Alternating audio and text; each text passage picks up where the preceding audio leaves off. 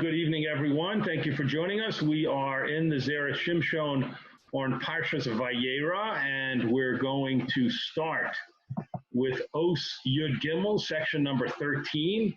And the Zera Shimshon in this piece is going to talk about the people of Sodom and then a little bit about why they acted the way they acted. So let's take a look at that. It begins as follows: Sanhedrin Perek Chelek. In Meseches Sanhedrin on Daf Kuftes Amud Aleph, Omru, the Gemara says that the people of Sodom said, Bo v'nishkach es haregel mi beinenu. Come, let us forget, meaning let us intentionally kind of wipe out the traveler. Here, when it says regel, it means the passerby, the traveler, meaning let us wipe out the concept of travelers coming through and us kind of being nice to them. Mi beinenu, from amongst us, let's all agree that travelers can't come to Sodom and expect to be treated nicely. She'enon boim aleinu, because they are not coming to us, ela lechasreinu mamonenu, except to take away our money. Ad kan lashono, until here is a quote from the Gemara in Sanhedrin. So that Gemara is commenting on the Mishnah. The Mishnah over there in Sanhedrin lists groups of people who do not have Chelek Olam Haba. They do not have a share in the world to come. And one of the groups are the people of Sodom. And so the Gemara, commenting on the Mishnah that says the people of Sodom don't have a share in the world to come, talks about the multitude of different Averos, sins and terrible attitudes that the people of Sodom had, and their evil practices. And one example is that they decided to no longer accept any travelers, passerby, visitors, guests, anything like that. And if people did come, then we know the famous stories of how they mistreated and abused those people. So the Zera Shimshon says, Kosher, this is difficult. Mahu she'enon boim ela lechasreinu. What does it mean that the people of Sodom said that travelers and guests are coming to take away our money? V'chi ha'orchim mechasrim, and is it true that guests and travelers cause losses, cause financial losses when they come to a place? Adarabba, just the opposite. Marvichim, they actually cause a profit when they visit a place. Shahare kama v'kama osim pundakos. We know that many people open inns, hotels and inns, in order to make a profit, right? When you have travelers, the more tourism you have to a place, the more travelers and guests you have that come to a place, the more things that they buy. They pay for lodging, they pay for food, they pay for everything that they need, and this helps business. This helps generate profits. So the Zera Shimshon says the people of Sodom said something that's illogical. It doesn't make sense. And we also find regarding Moshe Rabbeinu himself, Shesholach Malachim El Melech Edom, when Bnei Yisrael came close to the borders of Eretz Yisrael, they asked, Moshe Rabbeinu sent a message to the king of Edom, Lavor Ba'arzo, for asking for permission to pass through his land. V'amar lo, and Moshe in this message said to him, Lo nishet me be'er.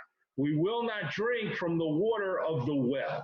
What did that mean? We won't drink from the water of the well. Upirish Rashi Sham. Rashi explains it over there. Afal pi sheyesh lanu man uve'er.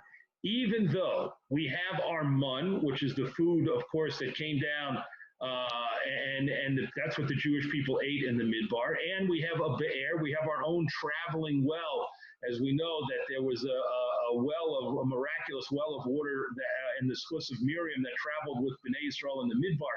So Moshe said, even though we have our own food source and our own water supply, we're not going to use that. Nikna mikem ochel umayim. We will purchase from you, the people of the people of Edom, we will purchase from you ochel umayim, food and water, lehana oschem, for your benefit, v'chule, etc. Ha-kaman, we see right in front of us, she'orchem hei mahanim lebalabayis. We see from the case of Moshe that travelers and passerby who come and they pay for their lodging and their food and their water and everything they need, they actually benefit the people who live in that place.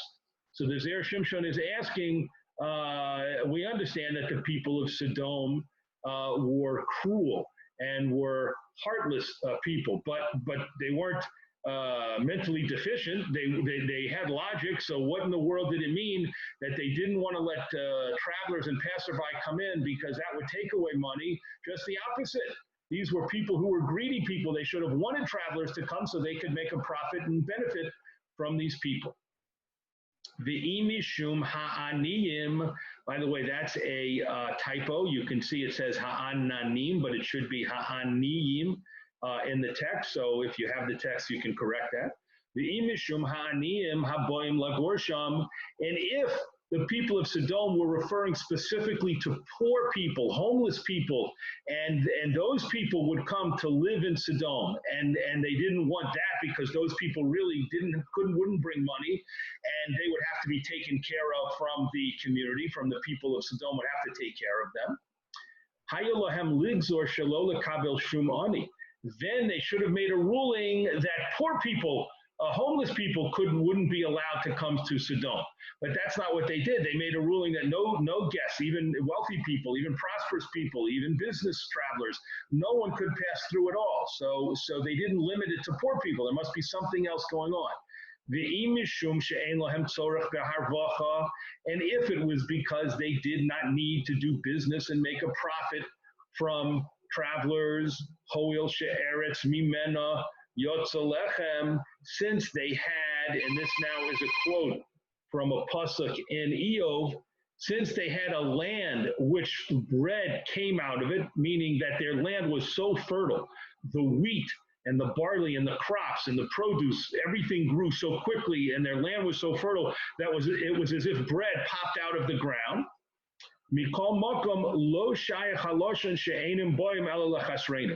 Even if that's true, that their land was so wonderful and their produce was so abundant that they didn't need the profit from travelers, that doesn't fit with the language of we don't want travelers because they only come to take our money. Those two things don't fit together. They should have said we don't want travelers because we don't need the business. We don't need to profit from that. But instead they said something negative about travelers. They're only coming to take our money. So again, the Zera Shimshon is building the case that there's something that doesn't make sense here.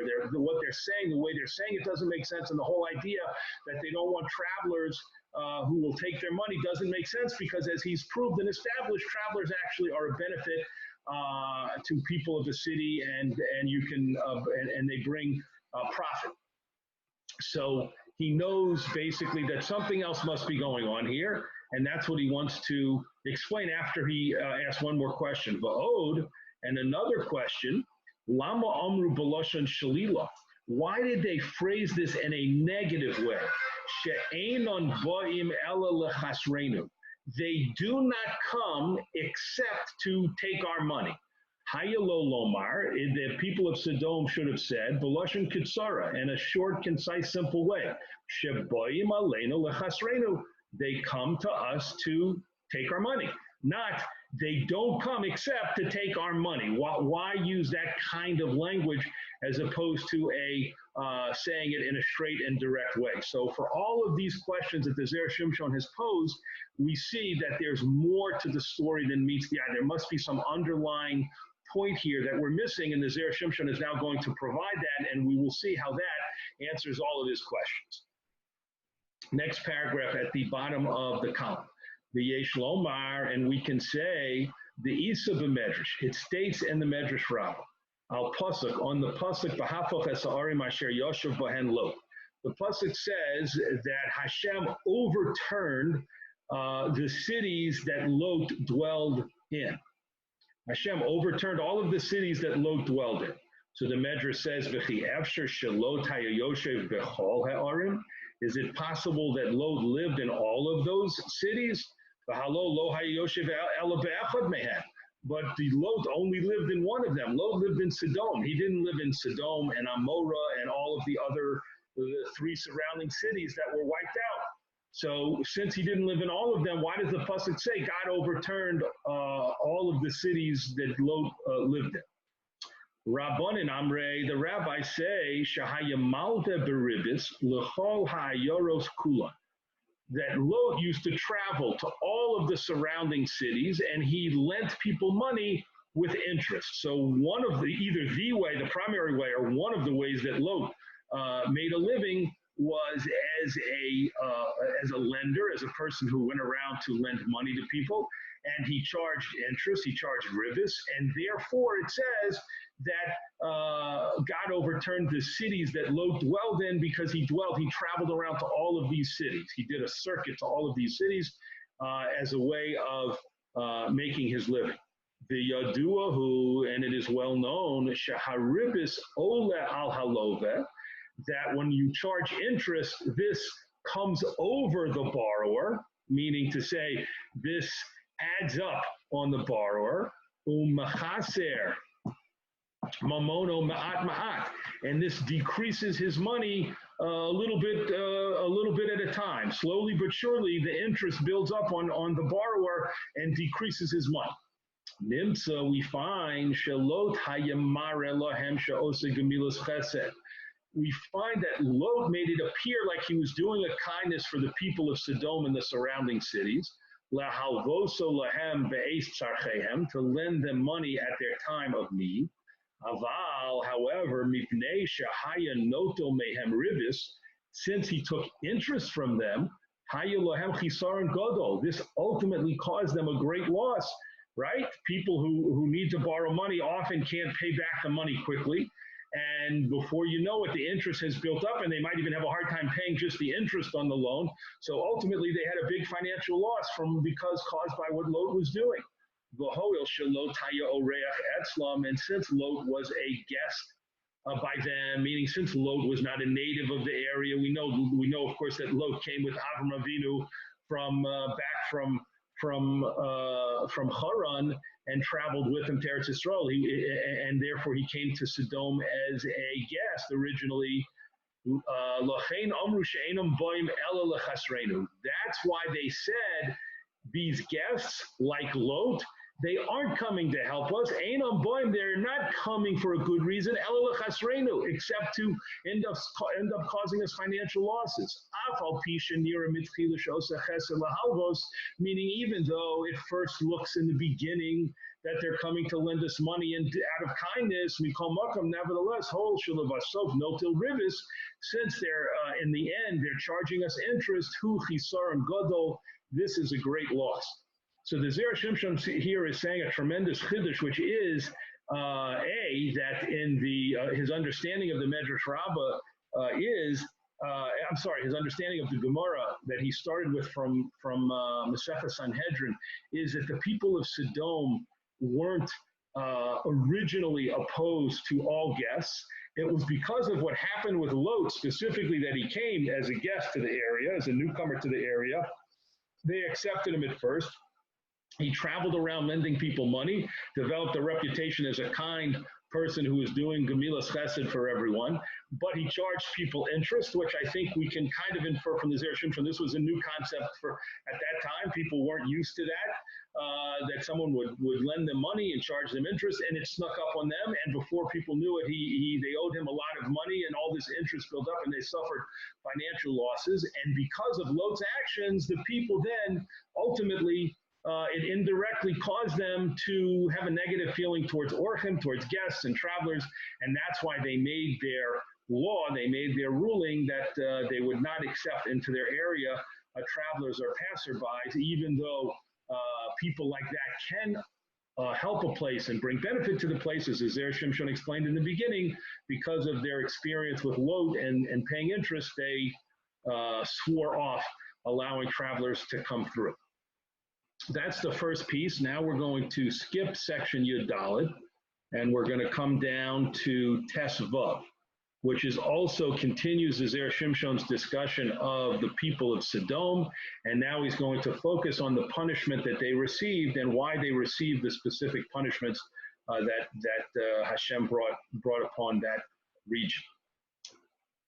The Tam Hafichos Ha'arim, and the reason for the overturning of the cities, meaning the Zera Shimshon wants to provide an explanation as to why the land itself was punished. Hashem could have just punished the people of Sodom. Why did he punish the people of Sodom through overturning their land and we'll see all of the other things that happened to that area. Why did Hashem bring the punishment that way? It is similar to what we say about the generation of the flood, and this is also based on a quote from the Medrash Rabbah. Al pasuk, on the pasuk, Hineni mashchisam es haaretz. Behold, I am destroying them with the land. Hashem said, I'm not just going to destroy the people, but I'm going to destroy them in such a way that it damages the land. And of course, a flood is extremely destructive to the land itself. So not only did the people of the generation of the flood get wiped out, along with the animals and the living things, but also the land itself was damaged tremendously and destroyed in many places by the flood. Mashal Melech, this is a parable of a king, Shahaya lo ben, who had a son, who Moser oso lepadgog, and he gave the son over to a padgog. Padgog is a pedagogue, a teacher. He gave the son over to a teacher, so he brought in a governess or a mentor for the child. When the ben does something wrong, when the son does something wrong, who gets punished? Padgogo nilke. His teacher gets punished because the king blames the teacher for the fact that the son is not behaving properly. And so to hear,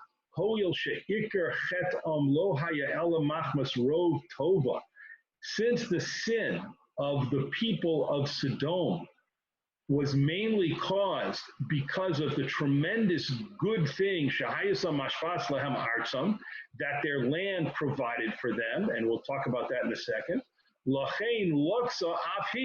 Therefore, even their land was also punished. Lo sizra v'lo satzmiach. It was punished in such a way that no one, even after the event that happened there, no one could plant there and nothing would grow there, right? Their whole area, which was incredibly fertile, was turned into a place where nothing could grow and nothing could be planted, and basically it was uninhabitable.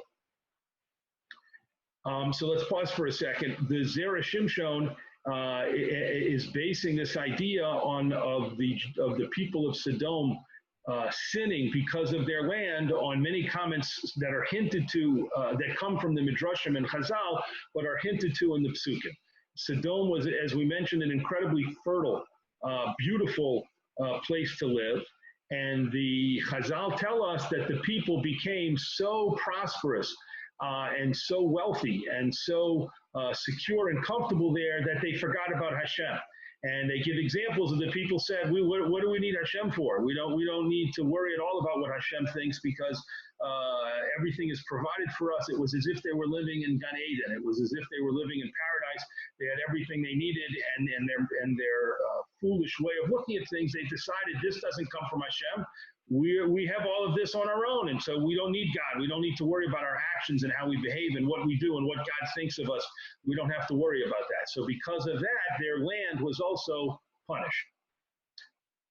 Ella, but Hasam Shahaya Kilkul Klali. However, over there regarding the flood, there was a general destruction, meaning Hashem had decided to destroy almost everything in the world, except of course for Noah and his family and the animals that were in, the living things that were in the Teva. Mishum hachi chazar v'tikein ha'olam. Because of that, Hashem said, okay, I want the world to ultimately be inhabited, and I want the animals and creatures, I want everything, I don't want an empty, destroyed world. Therefore, Hashem said, after the Mabul, we're going to rebuild and start over, and the whole world will be reestablished. Civilization and the population and the animals and everything will grow again. Masha'ain Kain Hacha, which was not the case over here regarding the Sodom and the surrounding region. Shahayakilkul Prati, which was a localized destruction. So therefore Hashem didn't have to worry if I destroy Sodom completely to such an extent that even in the future nothing can grow here, nothing can be planted here. That wasn't going to affect the rest of the world. It was localized in that specific area, and therefore Hashem brought a complete punishment to that area, not only for that time, but even that affected the future. And of course, if you travel to the Dead Sea area, today, and you travel to that region today, you can see that even now, all of this time later, almost 4,000 years later, you can see that it still is almost uninhabitable. The Ode, and another reason why the area of Sodom was so completely destroyed for not only that time, but for the future, is Sheha'aretz omedes al hamishpat. The land, meaning civilization, where people live, can only stand when there is justice. Vekan, and here in Sodom, Adarabba, it was just the opposite. Arba dayone have b'Sodom. The Zera Shimshon quotes a Gemara in Masechah Sanhedrin, which says there were 4 judges in Sodom. So it seemed like they had a legal system. It seemed like they had a justice system. But the Gemara brings examples about how these judges were completely corrupt. Just to give you an example, the Gemara gives many examples over there, but just to give you an example, the Gemara says that if one person injured another person, so the victim would bring the person who injured him and wounded him to court, and he would claim in front of the judges, this person attacked me, he injured me, wounded me, and I want damages. I want him to pay for my lost wages. I want him to pay for my injuries for what he did to me. So the judges of Sodom would say just the opposite. You need to pay him. The victim would say, why in the world would I pay him? Well, sometimes if you have you're not feeling well, medically they take blood from you. They let your blood. They use leeches or other ways to take blood away from you. So he did you a favor by hitting you and striking you and causing you to bleed. He actually was helping you, and therefore it is you who are going to have to pay him. So that's one example of how they completely perverted the justice system. And the Zera Shimshon says, therefore, there was no merit. That even after they were destroyed, it was so terrible there that even their society, no cities could be rebuilt there. Now the Zera Shimshon continues. The Gafrish Eish, and the fact that Hashem brought sulfur and fire, not only did he overturn these cities, but he brought sulfur and fire. Al sheberoischen kilkulu ba'aveira uveroischen nidonu kedor amabu. Since they sinned through hot things, they also were punished through hot things. They were punished through fire and sulfur, which burned. Umakas hasanverim, and the fact that they were struck with blindness. It says in the Chumash that the people who were trying to get to Lot and his guests, who were the Malachim, were struck with blindness. Lefi shechatu ba'ayin. This is because the people of Sodom sinned through their eyes. Shahayalohem ayin ra'ah. They had a stingy eye. They were very stingy and they didn't want to share anything. As we quoted the example about not wanting guests, that was just one example of how stingy they were. And they were constantly trying to figure out ways to get the money from other people.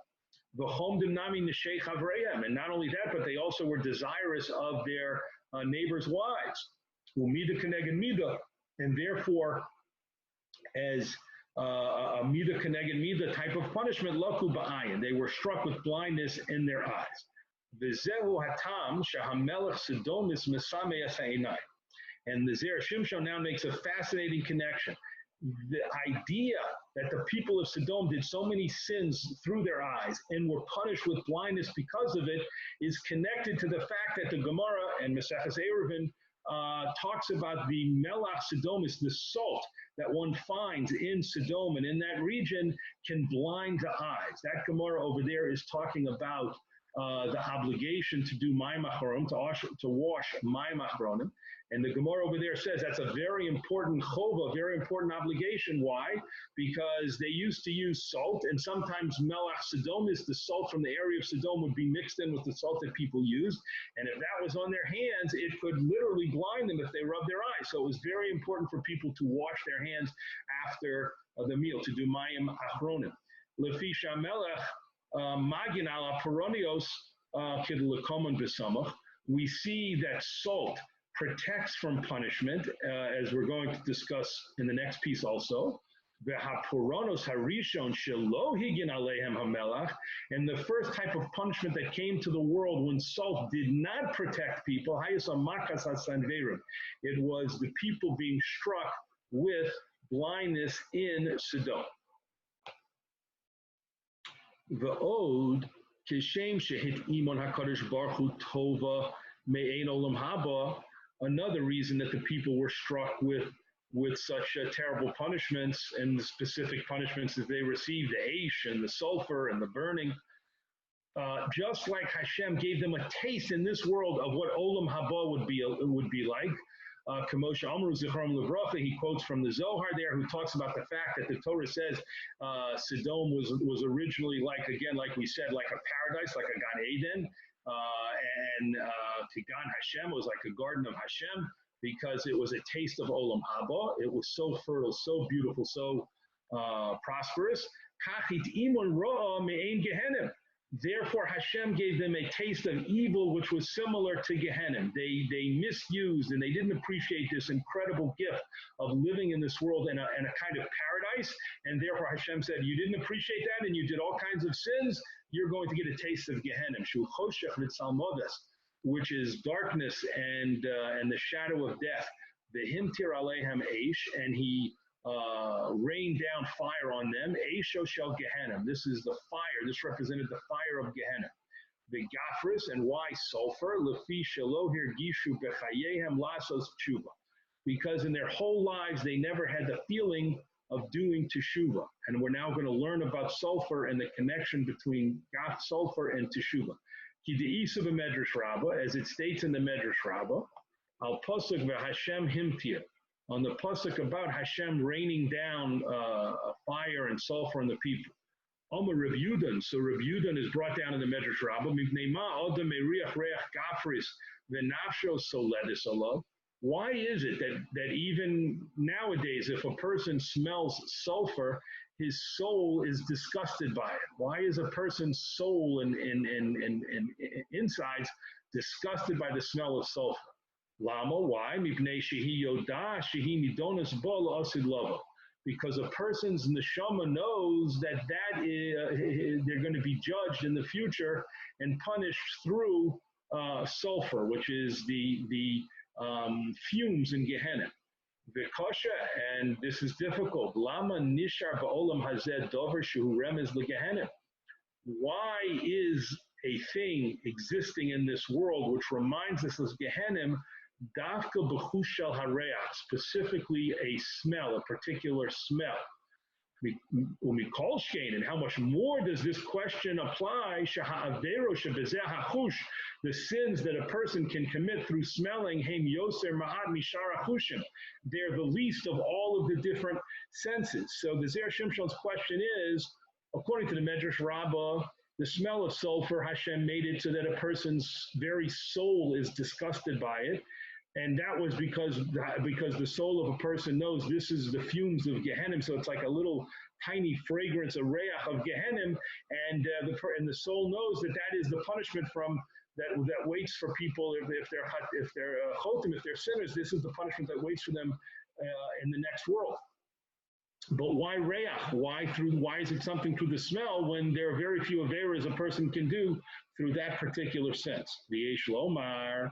And we can say, Sha'amru Zichron Levracha. Chazal said in Maseches Brachos, over there the Gemara is talking about making blessings on different fragrances. And the Gemara says, how do we know that you should make a blessing on a fragrance? And it quotes the pasuk, Kol haneshama tahalel kol.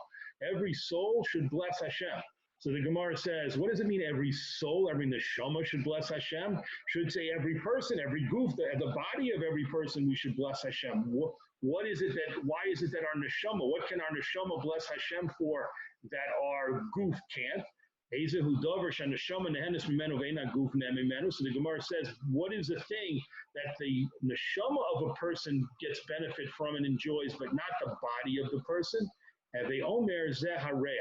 We can say this is a fragrance. So the Gemara connects fragrances to, and the chush of reach, the sense of smell, to our neshama specifically. And that connects it to the pasuk of Kol HaNeshama Tahalel Kol. And the Gemara says that's why we make a bracha on different fragrances, because our neshama enjoy pleasant fragrances. Od Amru, and the Gemara said, another Gemara in Maseches Taanis says, Shenis Mashal Shel Adam Me'ida Bo B'chol Yom, that the neshama of a person testifies against him every day. If a person does aveiros, his own neshama testifies against him. and the Shama knows that the person will be punished for his or her averos. Aval haguf, but the body of a person, mutba betavas ha'olam, it is completely sunk in the desires of this world. Ula olam choshev, and it always thinks, and now this is coming from a quote from Yeshayahu, Vahaya kazeh yom machar, and tomorrow will be like today, meaning a person's body thinks, oh, I had a good day today, I enjoyed so many taivas today, tomorrow will be like today, Godol Yoser Ma'od, and it'll be even greater, even better. I'll have more taivas and more appetites that I can fulfill tomorrow. And the person's body thinks that will go on and on forever, and it'll never change. And so it never, a person's body, if left to its own devices without an neshama, would never think about doing tshuva, because it would only think that all of the good things of this world and all of the sins of this world can be enjoyed endlessly. Lachain, therefore, b'chush hareach, it's specifically through the sense of smell, that specifically only the soul can benefit from. Nishar bo remez shel Gehenna. Hashem specifically left a hint to Gehenna, kedei shetizkor ha'onesh yoser, in order that the neshama will be reminded and remember that even more. And when we warn a person about not doing a sin, titein lo simon zeh, give the person this sign, talk about the gafris, the burning sulfur of Gehenna, v'kivan shemargish, and since a person feels that, after sheyaseh tshuva, since the person's very neshama can feel that and sense that and experience that, maybe the person will do teshuva through their neshama and its sensitivity to reach and the reach shel Gehenna. We've talked now about the people of Sodom in the last two pieces, and now we're going to focus specifically on Lot's wife, and we'll move to our third piece, section Tet Zion, and continue to find fascinating insights from the Zera Shimshon. Pasuk. In the pasuk it says, in the Torah it says, "Vatihin etziv melach," and she, Lot's wife, became a pillar of salt. Certainly for children, that's one of the most famous images from the Torah, and we all remember that, learning that the first time. Lot's wife turned around, and she became a pillar of salt. Lama nehepcha lemelech. Why specifically did Lot's wife turn into, was she turned into salt? Lefisha Omar Law Lot. So Lot, and according to the Vayeira, the Medrash Rabbah, had said to his wife, "Tani ma'at melach la'orchim," give some salt to the guests. They were sitting at the table with the malachim, who Lot had insisted that they come to his house. They had refused, and he persuaded them to come to his home. And then he said to his wife, he put food on the table for them, and he said to his wife, "Give them some salt." V'himiana, and she refused. V'amra, and she said, "Af haminhag hara hazeh," even this bad custom, ata ba'lahanhi gomakam hazeh, you want to carry it on in this place. You want to carry on this terrible custom in this place where we live now, our new place of Sodom. V'chein hiviu Rashi olav hashalom b'Parsha, and this is what Rashi brings down. And when Lot's wife said, you want to carry on this bad custom, this evil custom, if she was referring to welcoming guests, kasha, that would be a difficult explanation. Lama miyana dafka b'melach. Why did she refuse to pass the salt? And not with everything that had been prepared for them for the meal. So the Zera Shimshon says, we're not exactly sure. It's not clear what Lot's wife was referring to. If she refused and she said, I don't want us to continue this terrible custom, and she meant welcoming guests, so then why did that specifically come up when Lot said, please give the guests salt? It should have come up from the beginning when Lot wanted to prepare a meal for them and give them food. Why specifically the salt? What bothered Lot's wife about the salt? And we can say that based on what it says in the Shulchan Aruch and in Levush. B'Shem HaMedrash, quoting the Medrash, She'im yesh melach al hashulchan, na'aseh hashulchan mizbeach kapara.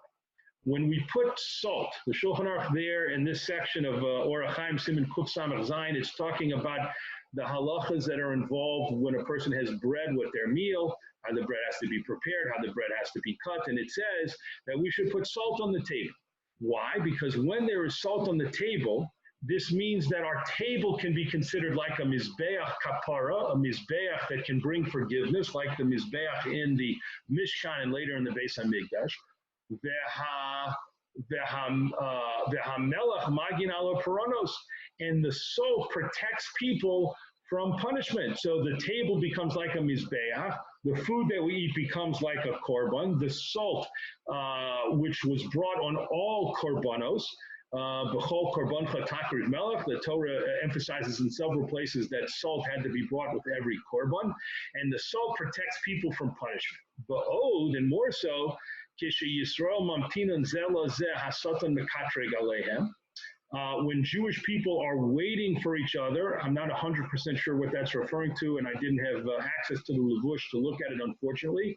And it's not quoted. That quote doesn't come from the Shulchan Aruch. It must be in the Levush, which I didn't see. But in any case, when the Jewish people are waiting for each other, perhaps around the table, waiting for everyone for the bread to be served and for everyone to make hamotzi, Hasatan mekatrek alehem, Satan accuses them.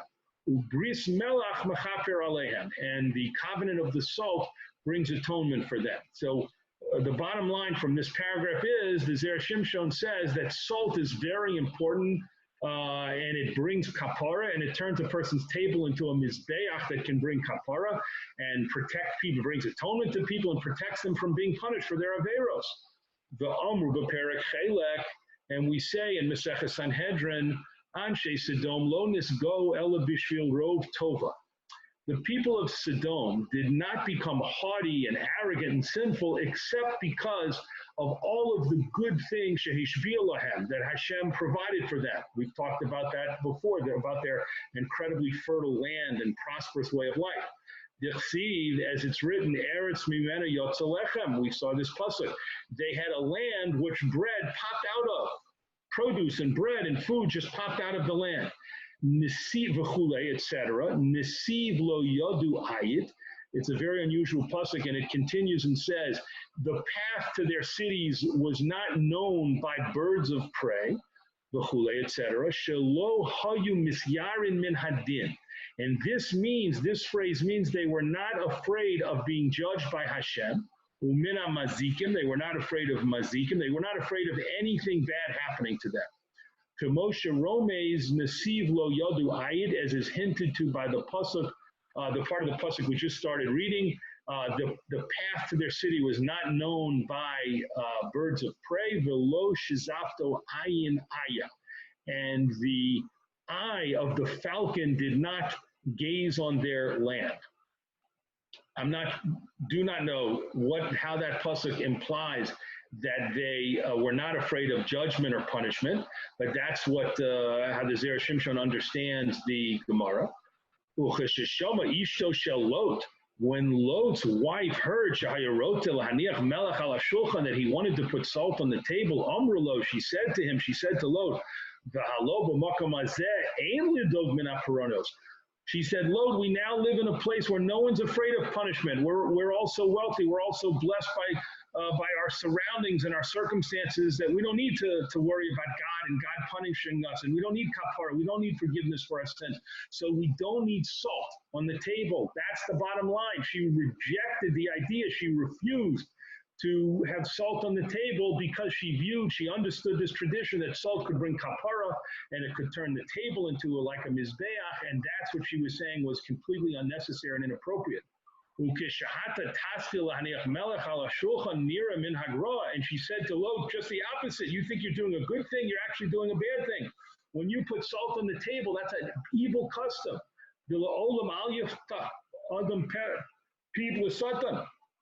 Because there's a rule that we should never open our mouth to the Satan, meaning we should never give the Satan a chance to accuse us. So her argument was, if you put salt on the table, that's admitting that you believe that we've done sins and we need atonement, and now that's as if telling the Satan that we should be punished, and you shouldn't do that. You shouldn't give the Satan any opportunities.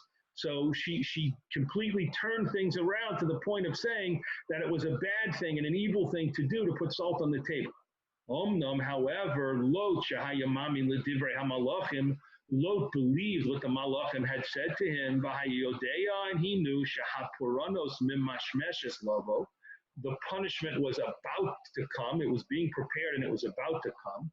Hayorotze melach, he specifically wanted salt on the table, lahagim, to protect. Lot knew the tradition of salt and how it could bring a kapara and protect people from punishment, and made the table seem like a mizbeach of kapara that can bring atonement and forgiveness.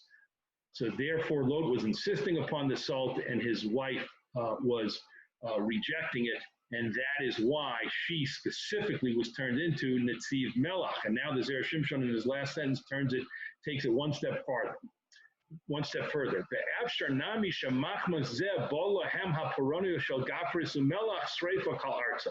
And perhaps also this is why the entire area deserved to be punished through sulfur and through burning salt, because the entire area had a philosophy, had developed an ideology and a philosophy that of materialism. They had everything they needed. Morality wasn't important. Ethics wasn't important. Following what God's will wasn't important at all, because they had everything they needed and nothing could hurt them. They didn't have to worry about being punished. They weren't dependent upon divine favor. And because that was their philosophy, that means that they rejected the whole idea of kapara, of teshuvah, of atonement, which salt symbolizes. And so Hashem said, you're rejecting salt, you don't think you need kapara, you don't think you have to worry about punishment for your averas. And he brought specifically salts to cover them, not just to Lot's wife, but to the entire area being overturned, and punishments through fire and sulfur and salt.